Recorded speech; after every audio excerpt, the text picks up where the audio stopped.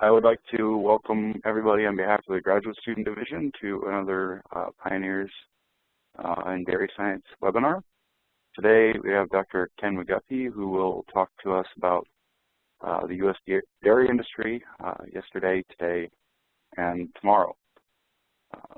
Dr. McGuffey. Well, good. Thank you, Eric, and to the graduate students for the invitation to speak. I look forward to this presentation. I was asked in the spring to give a presentation on the U.S. dairy industry at a conference in South Africa, and I thought, well, let's just look at the history of the U.S. dairy industry, of where we've come from and where we're going and how we've gotten to the point where we are today. My title slide shows some of my collection of old dairy pieces. The milk can and the strainer belonged to my grandmother, as did the larger glass churn on the right side of the slide. These are some other examples of cream cans on the left, a couple of different types of churns, and then the bronze piece in the middle is something that I found in New Mexico, or in Old Mexico, about 10, 12 years ago, and bought several at the time. Put one in the auction that we used to have at at ADSA meetings after our award ceremony, and it brought about $850, $900, the best of my recollection. So I've had a very much of an interest in the history of dairy science since about 2002, when Dave Shingothi, the then president of ADSA, asked me to chair the Centennial Planning Committee that got ADSA and its members all prepared for 2006, when we celebrated our 100 years of service to the dairy industry. Our industry today is characterized by larger herds. We've seen a major decrease in the number of herds over the last 20 years. We'll get into that a little bit. Certainly the number of cows has stabilized somewhere in this 9.2 to 9.4 million cows per year. Those cows now average over 9,900 kilograms of milk per year. In 2012, we surpassed 91 billion kilograms of milk, or over 200 billion kilograms of milk production. Our per capita consumption of dairy products in the U.S. is about 280 kilograms. There is certainly some concern in the industry as we see fluid milk consumption dropping. Fluid milk is the highest price that dairy producers receive for their product, and although the total pounds of fluid milk consumed remain fairly constant over the past 8 or 10 years, per capita consumption, due to increase in population, has decreased. In 2013, our export market accounted for over 15% of the milk. This year, it will exceed 20%. This is good and it's bad. It does give us a good market on the international level to export our product. The downside of this is it is a very volatile market, as we've seen this year, where China started buying a lot of milk in the early part of the year and then backed off about May, and we saw a fairly sharp decline in price due to this decrease in export, especially to China. Our yields of protein and fat still drive the milk price. We're certainly interested in increasing protein yield and fat yield for the products that we produce, which represent about somewhere around 67% of the total usage of milk by the industry. My time frames of discussion today are from the beginnings of the industry, literally the first 100 years, where technology and education, in my view, created an industry. We'll go to post-World War II, and I title this, "How Are We Going to Keep Them Down on the Farm After They've Seen Gay Paris?" It's the title of a song that greeted World War II veterans returning home. I think all of you may have seen the photograph, the soldier landing in New York City kissing the lady. So everybody was very happy that the war ended, and some significant things had happened that people weren't really interested in going back to the farm. They wanted to enjoy life a little differently, and so we really began to see the change in the dairy industry around 1950 and leading up to what it is today. In 1990 to 2012, we'll call that the winds of change. We saw fairly significant decreases in farm numbers as well as cow numbers, but milk continued to increase in terms of total production and certainly production per cow. So finally, we'll finish up on the U.S. dairy industry tomorrow. We'll look at the advent of technology and how people, and you will be very much a part of that, drive this industry at home and international. Let me give you a time frame. I finished my PhD in 1975, so I've been involved in this close to 40 years. We project that we're going to have over 9 billion people the year 2050, so that's 35 years away. So literally, my career span in the next 35, 40 years will describe what you as the leaders of our industry of tomorrow are going to be facing, and the technology that we'll use to drive this industry forward to provide milk. As more and more people get more affluent, they're going to demand more animal proteins. This is a map of the United States in 1850. There was, I think, 29 states. The farthest one west was California. It was admitted to the Union in September of 1849, no doubt because of the discovery of gold. The people back east wanted to get their hands on that. You can see that east of the Mississippi, or east of the Iowa, Missouri, Arkansas, Louisiana is where most of the states were located. West Virginia had not been established at that point in time, and Texas was a fairly significant part of the industry, or of the U.S. at that point in time. Milk production in 1850 goes back to the very first article ever published in the Journal of Dairy Science. A professor, I think he was actually Dean of Agriculture at the University of Nebraska, was at the introduction or the grand opening of the new dairy facility at Nebraska in 1917 or 1915, I think it was. Gave this presentation where he looked at the dairy industry and how it had grown from 1850. Average milk production in 1850 was 75.4 kilograms per year. There were 6.5 million cows. In total, they produced 490 million kilograms of milk that year. One of the interesting statistics that he quoted that in the country at that time, there were 275 cows for every 1,000 people. Now, not all of them would be, or none of them would be the dairy cow that we know for today, but most of those cows were kept on the homestead to produce milk for the family. Today we have less than 30 cows per 1,000 people, so we've seen about a ninefold decrease in cows per 1,000 people. Back then, most milk was made into the butter by the woman on the farm. She would occasionally take that to town and sell for her some spending money for the family, and the remainder was either skim milk for family or for hogs. In 2012, the Royal Society of London published an article on the 20 most significant inventions in the history of food and drink.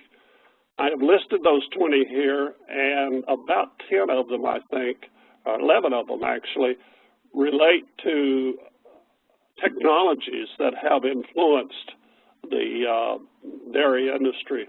And I can tell you, if it were not for the onset of some of these early technologies, such as pasteurization, even fermentation, we would not have had such a good start on the industry, because these technologies allowed, to some extent, the commercialization of on-farm milk production for the consuming public in more urban areas. From 1850 to 1950, education and technology created this industry, in my view. The U.S. government was very important in that. Abraham Lincoln in 1862 signed the Morrill Land Grant Act, which created the land grant university system in each state, which most of us had the benefit of earning our degrees. He later, in '63, created the National Academy of Science. So Lincoln, even though during the Civil War was much involved in the war, he really got the U.S. started out in a scientific mode, especially toward agriculture. In 1887, the Hatch Act was passed by Congress. It funded the Agricultural Experiment Station that were part of the Land Grant University system. The Morrill Act of 1890 established land grant colleges at the historically black universities and colleges. There are 13 state colleges and universities that were a part of this originally, and most of the 13 still have a land grant mission attached to those. And as you might imagine, these are colleges that are primarily in the South. I think Maryland Eastern Shore is the furthest north university, and then certainly there's universities in Kentucky, Tennessee, Virginia, all the way through to Louisiana, Texas, and Langston University in Oklahoma. 1914, the Extension Service was established to go out and educate the farmer on technology, and then one of the most significant bills to change the face of dairying, in my mind, was the GI Bill that was created in 1944. It paid for cost of attending colleges and technical school for returning U.S. servicemen and women of World War II. My father was a part of World War II, and he was able to receive some benefits for this, which made me come shortly thereafter as one of the baby boomers. Some of the early dairy facilities were really owned by well-heeled people, such as the Vanderbilts at the Biltmore Dairy Barn. This is a picture of the then dairy barn. Today it is the center where all of the wine tasting is done at the Biltmore facility. One of the pictures that I could not find, but people were milking cows with milking machines in using gas oil lamps and smoking in these barns. So the threat of fire in some of these older facilities was great back then, but again, this is an example of old facilities. Most all, either if they were facilities, they handled cows individually, but a lot of the cows were out on pasture at that point in time. The history of the people who are dairy farmers is shown. This one is a picture from 1942, I think it is. The dairyman is a dairy farmer of Portuguese descent near someplace in California. His quote on the picture is, "All of us, we are as American as fried chicken now." California is dominated by Portuguese and Dutch people of origin as the dairy industry, whereas the Northern Europeans really were responsible for establishing the industry in the early years, especially from Minnesota eastward back to New England. We're going to then go to post-World War II. How do you keep them down on the farm? What happened to create this sudden change? In 1930 to 1950 time frame, we had somewhere over 20 million cows. I'll get that right in a minute. 20 million cows, up to about 23, 24 million cows, and our average production, and this is in pounds, was about 2,500 pounds per year. You'll notice that at that time, the milking parlor had been implemented. There's a picture in the Centennial book published by ADSA that shows a rotary parlor, in fact, in New Jersey that was installed in the early 30s. The plant people had introduced hybrid seed, and we began to see increased yields. And in 1944, the first NRC was published, and we're now on the rewrite of the 8th NRC, as started this past fall with the push from American Dairy Science Association. You'll also see that the GI Bill was introduced in 1944 on this graph. And what you'll see after that is some tremendous thing happening. The GI Bill, The Greatest Generation, and I copied the name of the book written by Tom Brokaw, who talked about different people coming back from the war and just settling in their hometowns and creating all kinds of business. They expanded education and became involved in education. Over 7 million of the 15 million returning vets from World War II took advantage of the GI Bill, and that GI Bill is still in place today. It paid for the college or technical school tuition, and really created the urban population that people didn't go back to the farm but lived in the city. They demanded goods and services. And I have talked with other people and represented this was really a significant change in the U.S. because it freed up so much human capital to begin thinking about new inventions. I can remember in high school in the early 60s, a science teacher talking to us about the creation of this thing called a laser, light amplification by stimulation of emitting radiation, I think is the acronym for laser. Today, lasers are involved in about 97 to 98% of all of the transactions that occur around the world. So we've computers and computer software and just on, the increase in the medical knowledge, all in all, were created as a result of this GI Bill and the focus on education. And as I said, it created people like me who were part of this baby boomer generation, which grew up not on the farm primarily, but still closely associated with the farm, so that in 2014, less than 2% of the U.S. population is involved in farm production, on farm that is. This is one of the things that really jumps out at one as they study this. The cow numbers shown here represent 10 to the 4, so that 2,000 over there is actually 20 million. Milk cows per kilogram is actually shown in real numbers. And you can see that the red line beginning in 1950 really began to drop below 20 million to today's present level of about 9.2 to 9.3 million cows.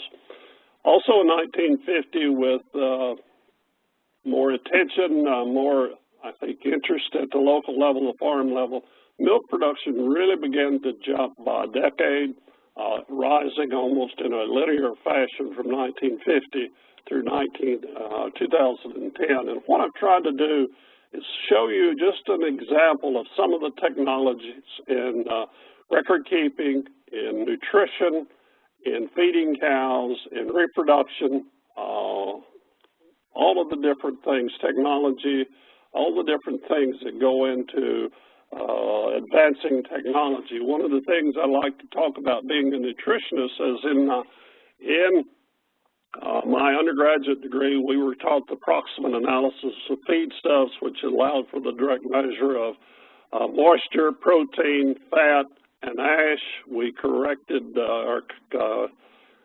used the difference from those numbers summed from 1 to come up with what we call nitrogen-free extract, which is represent the non-fiber portions. We also did crude fiber too. So we had about 6 determinations with that. In the NDF system introduced by Van Soest in the 60s, he added a better description of fiber. I remember Neil Jorgensen giving a presentation in the late 70s on NIR that they had begun to use at the University of Wisconsin. And today, NIR can represent over 200 different individual analyses of a feedstuff, and people are using a whole lot of those to balance rations today. When you look at estrus and GnRH and body condition as things that were really worked on, I had the good fortune of being at Michigan State in the 70s, and they had started a very strong repro effort on synchronizing estrus. The other thing that I can add about that is my major professor, who passed away recently, was involved in some of the first grain feeding experiments that were involved in feeding individual cows in confinement.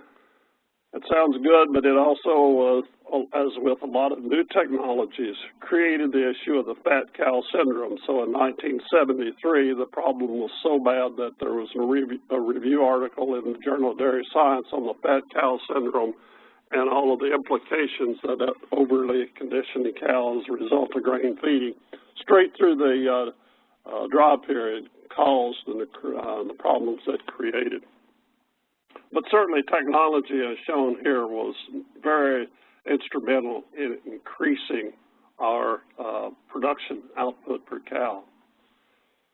In the last part of this conversation, which will focus on the last 20 years, basically from 1992 to 2012, a major shift in production from 131,000 farms in 1992 to fewer than 49,000 in 2012. I think we're certainly right at or maybe even below 47,000 farms by the end of 2014. We went from 9.69 million cows to 9.2 million cows, so a drop of about 500,000 cows, and our herd size went more than double, 2.5 times, from 74 cows per herd to 187 cows per herd, implying that a lot of the small producers got out, and dairy farms certainly became bigger during this time, which allowed us to see almost a 50% increase in milk production per cow over this 20-year period. And as I said, topping 200 million, a billion pounds of milk, which is, you see, 250 million kilograms per day. A really staggering number in my mind is that in 2012, 1,730 farms produced with greater than 1,000 cows produced 50% of the milk in the U.S. Certainly giving you an idea of how rapidly this industry has grown. In 2012, there were 8 states shown here that produced 66.5%, or almost 2/3 of the milk in the U.S. California, by and large, was the largest producer, has the most cows, almost 1.8 million cows. New Mexico has the highest production per cow currently now, right at 25,000 pounds per year, and have really been increasing these cows. They number about 2,500 cows per dairy in New Mexico. West Texas has also seen a major jump in cow farms, a 5-year change, a 30% increase in cow numbers. Go to the East Coast, you look at New York and Pennsylvania, they represent about 25% of the total farms, but about 12 or 13% of total production. So you see we have a lot smaller farms and on average lower producing farms in the eastern part of the U.S. A couple things that are not shown here, but Michigan has certainly made a major increase in production per cow, and they are pushing New Mexico as the #1 producing cow, our average production per cow in the U.S., and if I'm not mistaken, Colorado is not too far behind. So let's look at some of the way things were done and how they've changed. I remember milking on a 3-legged stool at my grandmother's farm, milking in a bucket. Unfortunately, we didn't have the stanchions. She'd give the cow about a coffee can of grain and give the bucket over to me, and I probably wasn't over 7 or 8 years old milking, but I thought I was a big boy, and it really gave me a love for the cow just being that close to them. Notice the conformation of these cows, most of them very straight in the hind leg, and certainly you can see an example of over-condition in these cows in the stanchion barn shown here. Milk in the stanchion barn, they'd take the can, and I can remember the first cooling tank that I saw in the 50s where they would put the milk cans themselves in ice cold water, and this was how milk in Kentucky at least was cooled beginning in the early 50s. You would carry the can to the milk tank or the bucket to the milk tank, as you can see here, or you could pour it in the bucket, take a bucket and pour that in the milk tank, or in some cases they began to put overhead lines right above the head of the cow, and they would have the vacuum pump lines hooked into that, and then the milk would be pumped directly into those overhead lines and go straight to the tank. So we've gone from that to the rotary parlor, where these are built as much as 80 units per a rotary, and you can see there's actually 2 rotaries here. It's very interesting to stand in the middle of this to watch the cows go around the merry-go-round. They are very interested in looking at their facilities and stuff going around. Automatic takeoffs, and about 3 people stationed around this rotary to prep the cow, attach the units, make sure they're on, and then detach and dip cows in the end. And finally, we go to the robotic milkers. I can remember in the late 70s, University of Illinois people talking about the Dutch working on robotic milkers. And I thought, man, this will never work out. Of course, that shows you the pessimist that I was, and putting a limit on what technology can do. But Lely has introduced the robotic milker. I read somewhere in the past 3 months that a large farm in Germany put 41 of these in their barn, and I think it was something over 8,000 cows that they were going to milk. So a dedication to robotics. Cows are milked the same way every time. Really see a major increase in udder health and improvement in milk quality with robotic milkers. Milk transport from yesteryear to today. In the 1800s, milk was put on a cart in a can, and they went to local creameries, where, as you can see on the right, these milk were checked. There was for quality. I can tell you this is kind of the way my grandmother's milk was picked up on a truck every day and taken to town to a pet milk facility. Milk was not pasteurized, but more or less sterilized and vacuum packed into cans. And this is what in the 50s and 60s people made their pies from and used for creameries and the coffee. I worked in a dairy as an undergraduate, and we'd get a lot of milk, not in cans, but we'd use these cans for cream and all for production of ice cream and other products where we'd have to standardize the milk. Today we have a lot of dairies where they have trucks, their own fleet of trucks that pick up milk and take them to stations. These looks like it's on a set of load cells, so that the weight of the milk is being determined not only at the tank, but in the truck as well on the scales. Cost of production certainly remains an issue. The price of corn and soybean meal have increased 2 to 3-fold from what they were as far back as 8 years ago. We have competition from the biofuels industry, and they've pulled a slick one in my view of saying, oh, you're still getting more from the feed. Well, we've lost all that starch and stuff that they've taken to use for the production of ethanol. But certainly the cattle industry itself is positioned to take advantage of these biofuels.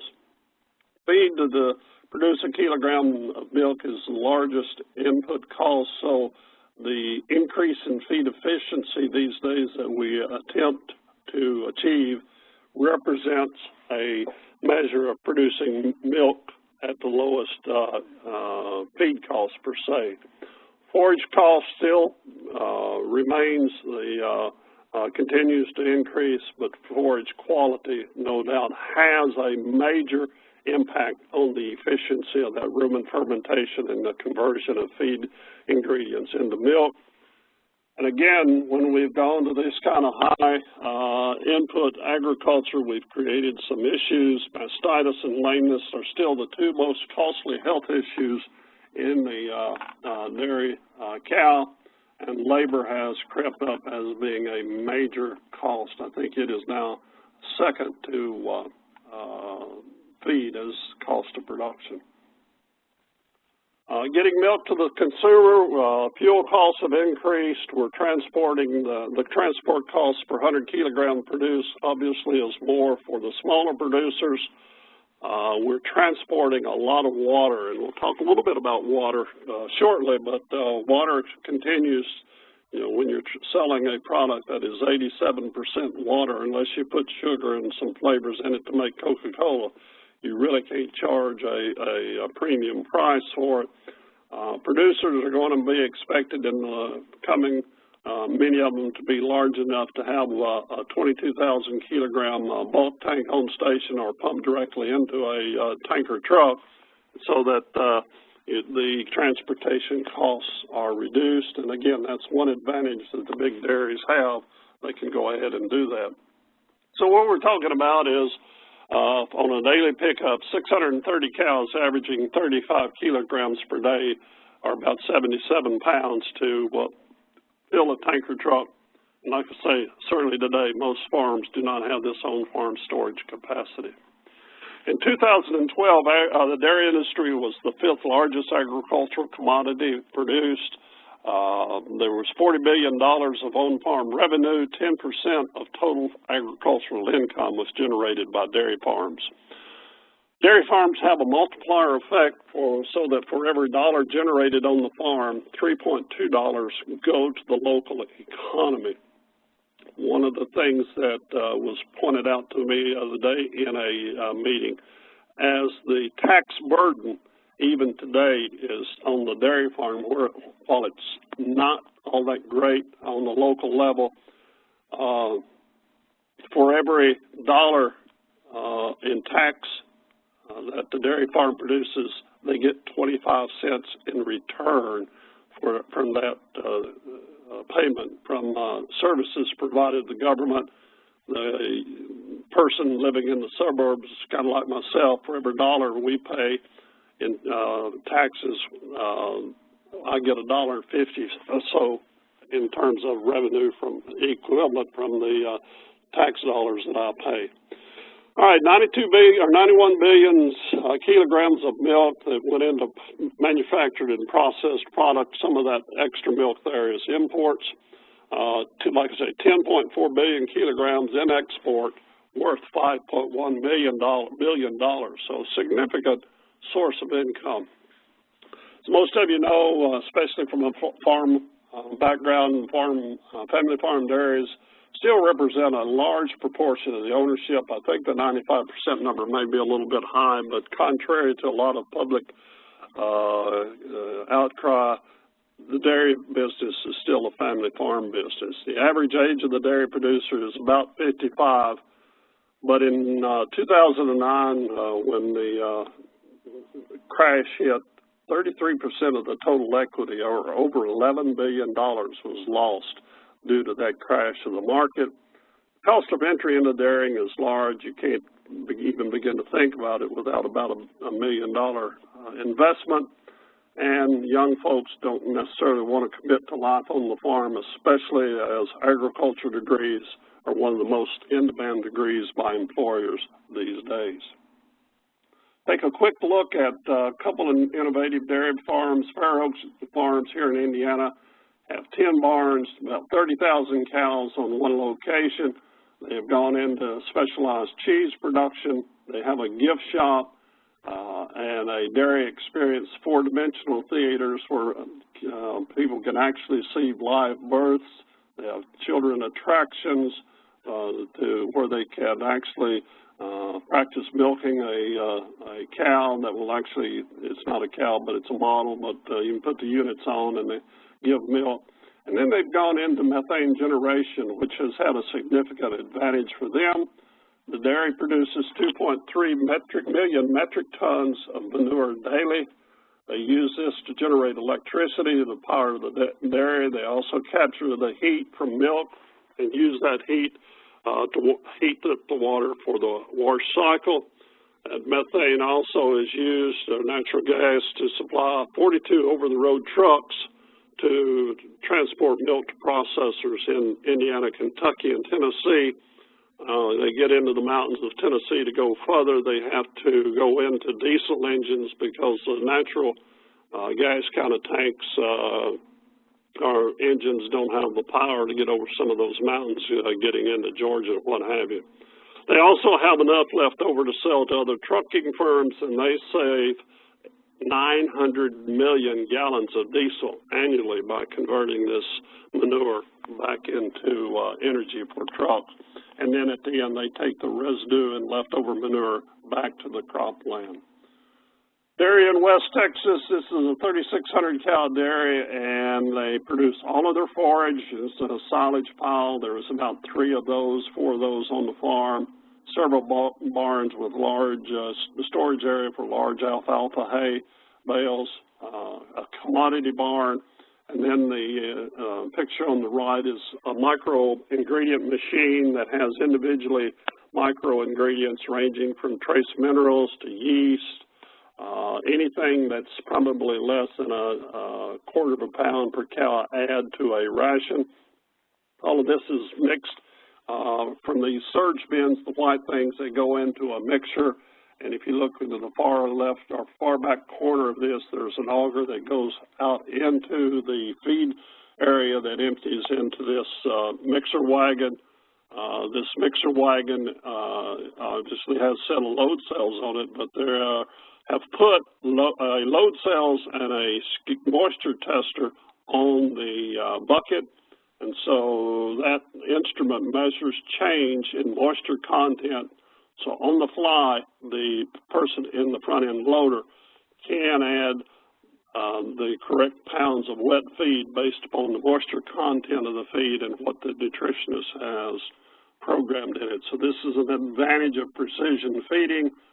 Certainly there's some problems with this. In some cases, I had a dairy producer in Indiana the other day tell me he'd tried it and they had to get rid of it. I know Bill Weiss at Ohio State and Jeffrey Bewley at University of Kentucky are working on some of these kinds of things to look at making them more accurate so that the consistency of feed prep from day to day is more constant. The feed yard, the head gates where they lock cows up and they get individual attention. The dairy producer, we were talking the other day at a meeting, you know, in the stanchion barn, it was all about the individual cow. When we put cows out in the units like this, we began to manage groups of cows. With all of the technology that we have today, we're back to measuring and working on individual cows in large groups like this. And that is something where those of you who are computer intelligent and software intelligent can be involved in picking out those signs that the cow gives that tells her she's about to have a problem. We've gone from the Irishers with a big beautiful horns and pushing up hay, making sure the cows get enough hay, to the robotics on the farm where they have these, again, Lely has these robots that run up and down on tracks to move and keep the feed pushed up to the cow. Pasture use is declining. It's pretty much relegated to small farms, less than 100 cows per farm. Note that organic and natural, whatever those natural means, people quote that. But note at the body condition on the cows, they tend to be a little bit lower in body condition. Crossbreeding was popular for a long time because a cow in pasture has to be a certain size. You can't have the big old Holstein like that in the middle. They don't do real well on pasture, whereas Jerseys can survive. And then these are also the site of on-farm processing. A stanchion barn shown, and you can see a lot of hock abrasions, and typically these are smaller herds, but mostly in the U.S., and as we see, they are declining in numbers, especially in the eastern U.S. One of my favorite dairies that I ever been on and worked on is this Jersey farm in southern Kentucky. One day we were there just talking about, they were averaging 61 pounds of milk at about 4.9% fat and 3.6% protein. There was a Holstein herd down not more than 3 miles from this one that was averaging 96 pounds of milk and 3.5 fat-corrected milk. So on a body size efficiency calculation, figuring in maintenance, these herds were exactly equal in terms of milk output per unit of metabolic body weight. But you can see some of the things we have here: fans, cooling these cows, and curtains on the side that can be lowered in wintertime, and facing this south. Let's see, this is a south-directing north-south run barn. Cows in another facility nearby, well bedded in shavings. Sand is the preferred bedding in a lot of areas certainly where sand is available. My grandson introduction to the calves. This calf ultimately took the grass and put his hand in his mouth, and he was showing it to me. I was very proud of that. We've gone from hutches to removable panels, ease in cleaning, to putting calves in group housing situations. In my day, we would have never thought of this. I first saw this in Argentina or Chile about 15 years ago, and they swore by it. Calves and replacement heifers still be a major issue on the farm. The cost of raising the heifer to calving is now about $1,800. You can actually buy springing heifers cheaper than you can raise them these days. Scours and respiratory disease remain the major cause of morbidity and mortality, and that mortality in the U.S. averages near 10% in that first 2 to 8 weeks of age. We've gone to sex semen and embryo transfer. Certainly sex semen has a better effectiveness in heifers than in cows. Greater than 90% of the calvings result in heifers. We've gone to embryo transfer, where we flush, inseminate, collect, and implant. And then this is a picture of some heifers in Indiana. The dam here, the mother, was a 14-month-old donor. She donated 6 fertilized ova, wound up with 5 heifers and 1 bull from this one flush. All of them brother and sisters in this group. Quickly on farm, dairy is a major source of energy use. This is information from the U.S. Dairy Sustainability Report. I tell you what, I know we may be running close to time. I would encourage you to go to this Dairy Sustainability Report from the Innovation Center. It has a lot of interesting numbers and things where we as scientists can look for savings in the future. Joanne Knapp and colleagues published this invited review on enteric methane production in dairy cows in 2014 Dairy Science. I think this is the June or July issue. It's a May or June issue. We've gone to selection of cows for feed efficiency.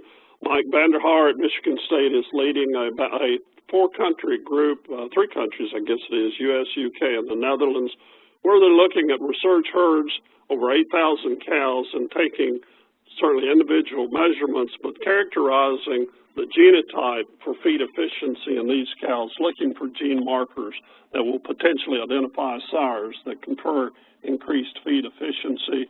Again, there's a website that you can check out to get more of Mike's work. Mobile apps and certainly applications are going to be like this, are going to be key in the future, but Lorraine Cedillo at Michigan State in this past year has received $1 million grant to develop an app for a smartphone or some other device that would, from biomarker, sensors placed in the cow, identify biomarkers that put cows at risk during the transition period.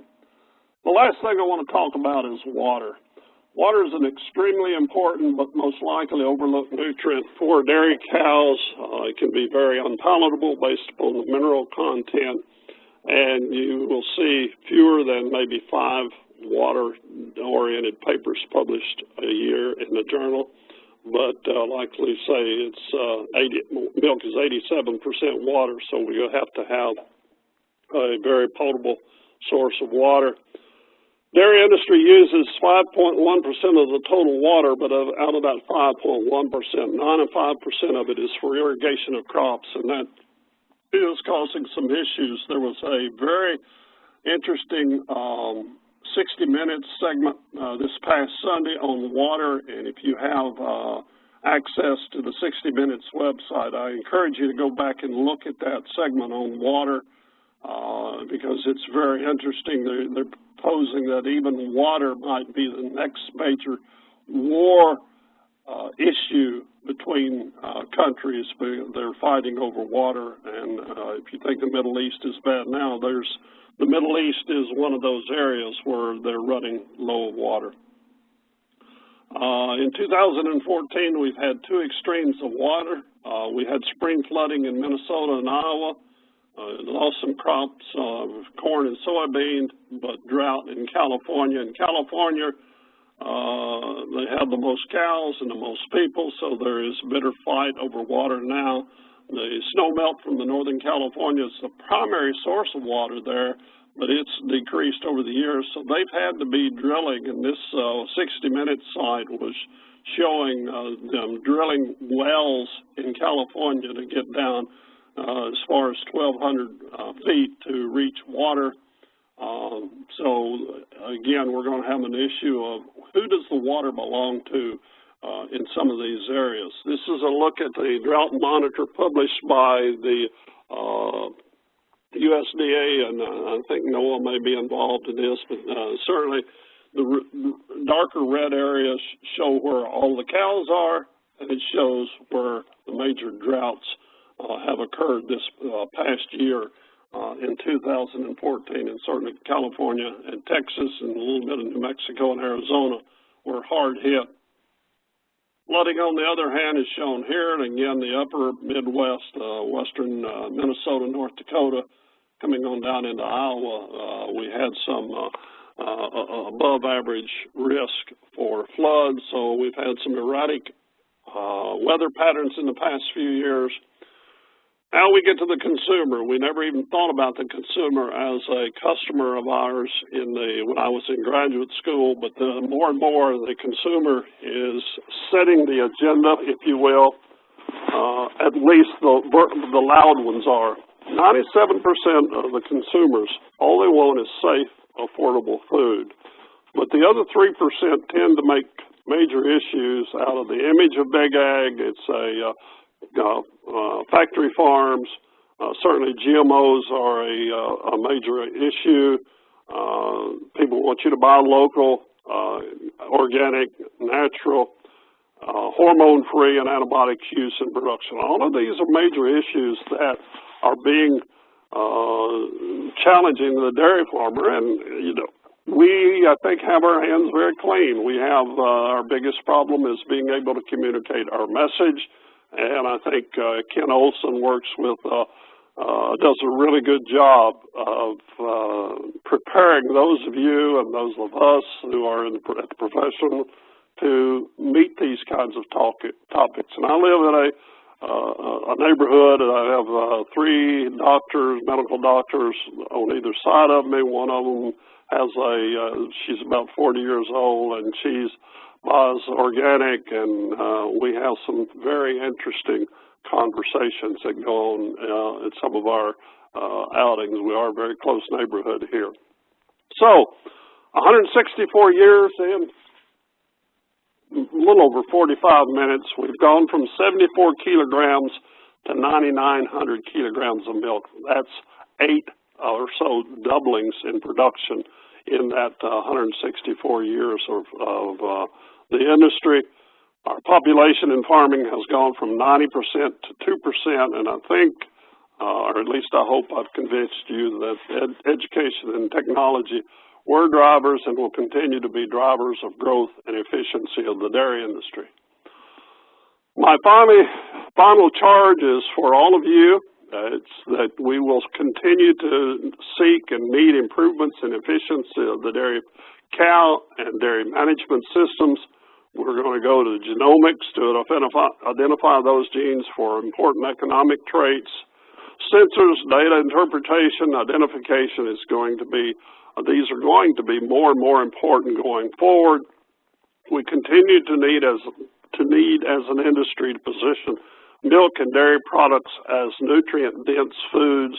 I think some of the fallacies that were talked about butter, we've really seen a major change and shift in buying patterns. People are buying more and more butter.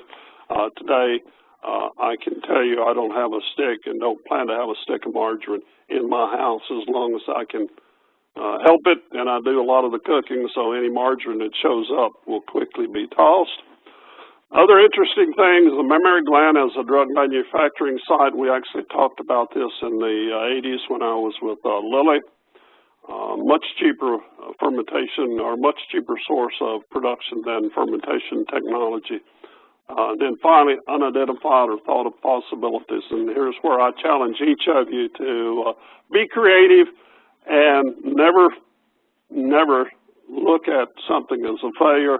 Be like Edison was. Well, every time the light bulb didn't work, I learned something. And you know, our whole industry, all of science is about failure, and we finally luck up on something or come up on something through careful thought that becomes a success, and we see marching and moving forward from that perspective. So I thank you very much for the invitation, and hopefully I've given you a little bit of a background of where we've come from in the past 160 years or so and what we've got to do in the coming years in order to meet the demands for dairy. So thank you very much. All right. Thank you, Dr. McGuffey. I find it kind of interesting you mentioned the problems we've got going with, I guess, public perception. I'm not really sure how we're going to deal with them because we kind of, I don't know, it seems like if some of the louder people get their way, we'll go back to how we farmed in 1850, and yep, that won't work so well for the population we're foreseeing coming here in the future. But so I'd like to open it up to questions. You can just type them in the Q&A box here, and I can read them off. I'll start here by posing a question. So I work for a land grant at university, and one thing I noticed is that the emphasis of research doesn't seem to be on fluid milk. It seems to be more on partitioning milk into components and selling those components for more money than the fluid milk is worth. Now, to me, that doesn't seem like it helps the farmer as much. Do you see that as a good change where we're selling, you know, whey protein and milk protein concentrates and all these different products that come out of the milk rather than just the fluid milk, or is that an issue, I guess. Yeah, I think anytime you can create value-added products from a commodity, and certainly milk is a commodity, that you increase the value of that, each pound of that milk that is produced. And again, milk being 87% water, we only have 13% of the product really to work with outside of that. So we have a need to create these value-added products, especially for export market. It gets very expensive to transport water as much as we do in the industry. And so I know back in the 80s, some of the people in New Mexico were doing reverse osmosis to take a lot of water out, and then shipping that milk from New Mexico to Minnesota to be made into cheese. And when you reduce or double your pounds of solids that you ship, it makes the cost less prohibitive. So I think the fluid milk thing has to be an advertising thing. We need to get over our message that milk and milk fat and milk protein are some of the best sources of nutrients for people, certainly calcium, vitamin D components as well. I think it's shown that kids who are not exposed to milk are kids, and I think I'm right in this quote, that kids that grow up in vegetarian houses where they're served vegetarian meals are almost all have a higher rate of vitamin D deficiency and other nutrients that they could be getting from milk. So I guess that's a long way saying that certainly I support looking at doing more with milk. There's probably more products made from milk when you look at the individual cheeses that are made than any other commodity in the world. That's interesting. With meeting with some farmers around here, the common complaint was that fluid milk is the least valuable thing they can sell, but it's what they sell. That's what they're selling to a processor to have. Yeah, and if they sell corn, they're also selling corn. So, like I say, it's a farm commodity. Yeah. And you create value in processing. So that's the value-added portion that I see needs to be worked upon. Thank you again, Dr. McGuffey, for talking with us. And remember, this will be posted, the recording of this will be posted shortly. Hopefully, keep an eye out for emails for upcoming webinars. And thanks to everybody for attending. Thank you.